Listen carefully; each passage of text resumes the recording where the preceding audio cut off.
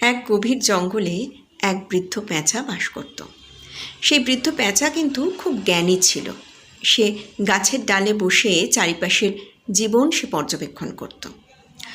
জঙ্গলে কিছু তরুণ প্রাণী, যেরকম একটা খরগোশ, কাঠবিড়ালি আর একটা হরিণ, রোজ ঝগড়া করতো নিজেদের মধ্যে। প্রত্যেকেই বলতো, আমি তোমার থেকে বড়। যেমন খরগোশ এসে বলতো, আমি সবচেয়ে দ্রুততম প্রাণী। কাঠবিড়ালি বলতো, আমি সবচেয়ে বুদ্ধিমান। আবার হরিণ বলতো, আমি সবচেয়ে শক্তিশালী। এই নিয়ে তাদের মধ্যে রোজ ঝগড়া হতো। তো একদিন সেই বৃদ্ধ জ্ঞানী পেঁচা তাদের সকলকে ডেকে বলল যে, দেখো, তোমরা প্রত্যেকেই বিশেষ ক্ষমতার অধিকারী, কিন্তু একে অপরকে যদি সম্মান করো, সহযোগিতা করো, তাহলে কিন্তু তোমাদের শক্তি আরও বৃদ্ধি পাবে। তখন তারা কথাটা বুঝল।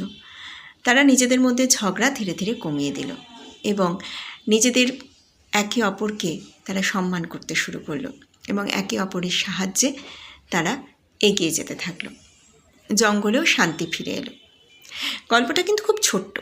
এই ছোট্ট গল্পটা থেকে আমরা কিন্তু এইটা বুঝতে পারলাম যে অহংকার নয়, পরস্পরের প্রতি সম্মান আর সহযোগিতার মাধ্যমেই কিন্তু এগিয়ে চলা যায়।